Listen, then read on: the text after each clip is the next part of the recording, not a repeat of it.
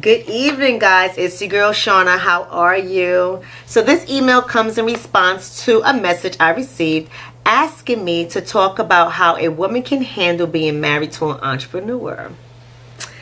Yeah, these are one of these topics that can get very heated. OMG. I'm married to an entrepreneur, but I don't have a lot of those issues that I see in my practice as a marriage counselor or a couples therapist when I'm working with these people, and they come in and they're married to an entrepreneur, and these things start some real serious heated arguments, and I've seen people break up because they don't understand what it takes to be married to an entrepreneur. So let me break this down for you.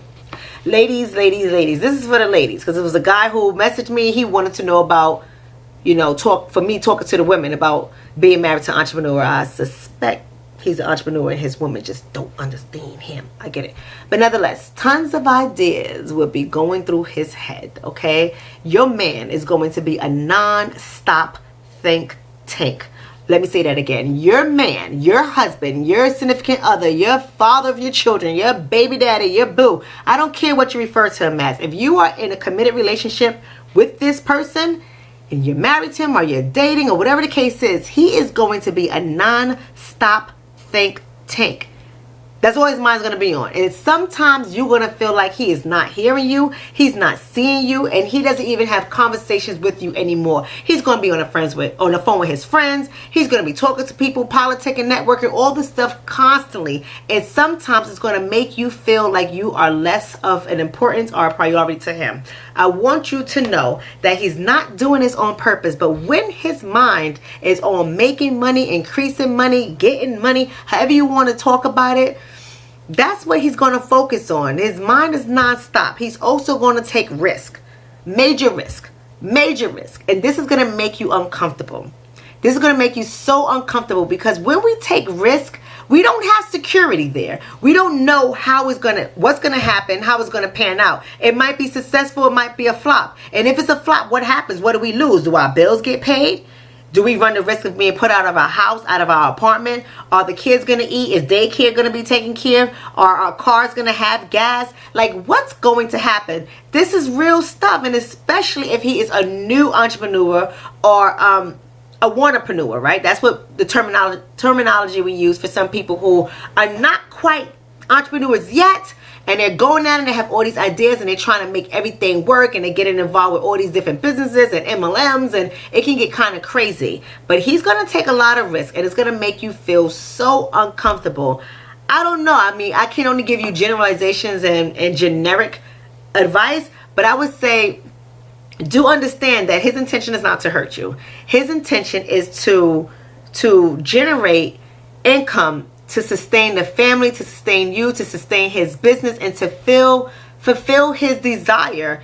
And when he takes those risks, it's part of being an entrepreneur, and he's looking to you for encouragement, support, love, and respect in this area. So you can't be taking little jabs. You can't be making little comments and being critical about him and what his desires are, because you don't understand that your words can actually kill his dreams. There are things that my husband does that I don't agree with. There's risk that he takes. I mean, oh my gosh, if only you guys knew how much money this man invests in things, that the numbers make me so uncomfortable, because even though I'm an entrepreneur and I would like to say that I have a level of success with it and my husband has success with it, but I'll say this: just knowing what our monthly bills look like, and if you're taking that kind of risk, and the numbers in our own personal accounts don't make me feel comfortable, I don't like those risks. But I learned just to ask questions. I learned to be as supportive as I can. I learned to take it all in. I learned to let him do it. The minute he proves to me otherwise, I don't know how I'll respond, because I haven't been in that situation yet, but I know plenty of couples who have. And it can cause you to become like emotionally dysregulated, and arguments can happen because, again, it messes with your sense of security. It makes you feel insecure that I don't know where our next dollar is going to come from, and I can't have you spending money like this. I get it. Long hours. Talking about long hours. The hours are going to be crazy. The hours are going to be questionable at times as well. So again, entrepreneurship is not an easy thing. It's not a 9 to 5 gig. This is not, I'm clocking in at 9 and I'm out at 5. You might clock in at 9 in the morning and won't end until 9 o'clock in the morning. I just finished my last session tonight at 8:15 p.m. and here it is, 10 o'clock p.m., almost 2 hours later, and I'm still here. Not because I'm talking to you guys, but I had other stuff that I had to take care of, bills that I had to pay, claims that I had to submit to the insurance company so that I can get paid, so that I can make sure my staff gets paid, because it's a multiple, it's multiple things and multiple layers to being an entrepreneur. Your husband has to go through that same thing. So even though you don't think his hours make sense, trust and believe 9 out of 10 times, I mean, you know your partner. And if y'all have a history of infidelity, that's something that's totally different. But I'm saying when you don't have reason to believe that the threat is there in your relationship, you got to respect the hours. You got to respect the hours. But it doesn't mean that he doesn't have to have balance, because he does. But you have to have a certain level of understanding, because being married to this kind of game is not for the average person. It can be taxing on you mentally, spiritually, physically. It's a taxing responsibility. Money. Let's talk about money. So there's going to be 3 seasons he's going to go through. All right, 3 seasons that any entrepreneur is going to go through. Okay, it's going to be slow money. Slow money means the money's coming in, but it's trickling. It's trickling. And I hate the slow money season, but I love it because at least the money's coming in. Because the no money season, oh my gosh. Not only will you ladies have a lot of anxiety and stress when there's no money, but so does the entrepreneur. So does the entrepreneur. Your husband's going to be stressed about that too. So he doesn't need to go to his office if he has one, or his corner, or his, I don't know. He doesn't need to go into his entrepreneur space and worry about the money or come up with new ideas. I told you he's going to have tons of ideas, and put in the hours in to take the risk. And then here you are complaining about the money. I'm not telling you don't have a right to say something about the money. That's not what I'm saying. What I'm saying to you is the no money season bothers him too.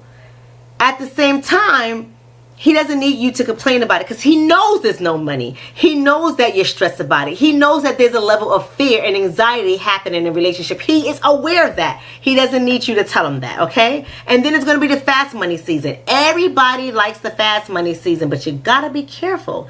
And you have to know how to encourage him and support him in those fast money times without coming off as though you're being controlling or you have an ulterior motive or whatever. Because sometimes in fast money, it may look like he's spending the money as fast as it comes in, but he might be catching up. He may have borrowed from Peter to pay Paul, and when the money coming in, only thing you see is the money coming in. So you're going to just assume that, okay, we got money, and then where's the money going? Well, he had debt. You know, he may have borrowed the money. And that's not being a financial steward. So we're not going to get into that, because I have a whole spiritual thing about being a financial steward. But this is where, ladies, where you're going to have to be the most supportive. And fellas, if she's the one with the awesome bookkeeping skills and the responsibility of paying people and paying bills, let her do it. Don't let your ego get in the way of your marriage. It's not worth it. And then the last thing I'm going to talk about is the networking. The networking, the business meals, and the business trips. So everyone as an entrepreneur has different things set up in their business, but all business requires networking. It requires business relationships, and you have to build those things. So to you ladies, you may feel like he's out there constantly. Constantly he's not home. Yes, that's what it's going to look like. That's what it's going to feel like. But again, he can't be home all the time and not out there generating new business. And how he generates new business is not only by taking risks, but from meeting people and having conversations with people. That might show up as having business meals. It might be a brunch. It might be a lunch. It might be dinner.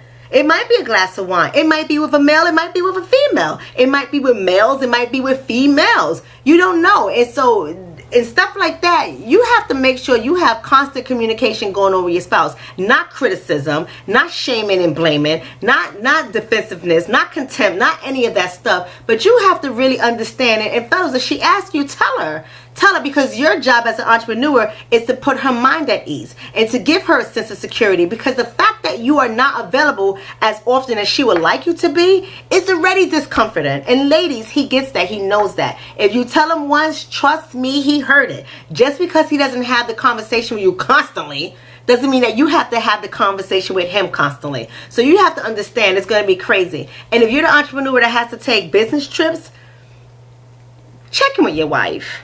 Check in with your wife. My husband goes on business trip quite often, okay? And I don't bother him. He calls me, he checks in with me, and he's like, hey, babe, I miss you all. I can't wait to come home. Blah, blah, blah, blah, blah, blah. That's the time for me to be like, oh, Jesus, thank you for some space. But it's not a bad thing. It's only because I'm an entrepreneur too, and I have tons of ideas, and I'm networking, and I'm making business deals. That happens too. So maybe for you ladies, when he goes on a business trip, it may not be a sense of relief. I mean, may not be comfort. It may be very uncomfortable for you. For me, it's a sense of relief sometimes when it just lets me have my own space. But these are the kind of things that's going to happen when you're married to an entrepreneur. Just know this. His goal is to make it work for the family. His goal is to be successful as a man, especially if he's a man of color from the African diaspora or whatever, Caribbean, Native American, Indian, it don't matter. If he's a man of color, he's just trying to do well for his family so that you guys can have the life that you deserve. So again, if you're married to that entrepreneur, ladies, support him and encourage him. It's not an easy thing. If it's starting to become intense, and it's causing multiple arguments, get into treatment. Go to couples therapy. You know, I mean, it's not easy. It's not easy. You need to have the right support. And don't have support from your little girlfriends who don't know what it is like to be married to an entrepreneur because her husband's a 9-to-5 person or a 3 to 11 or a 7 to 3, a shift person, and they're home together. And she's telling him, he got to do this and he has to do that because it's hurting your family. It's a different ball game when you're married to an entrepreneur. And I'm not saying that your feelings are not validated. What's important is that not only do you guys talk about it, but you guys have an agreement of how to handle your disagreements, okay? I hope all is well. I hope this video helped you. And I forgot your name. Charge it to my head and not my heart. Until next time, leave me a message. And if you need another video, just let me know.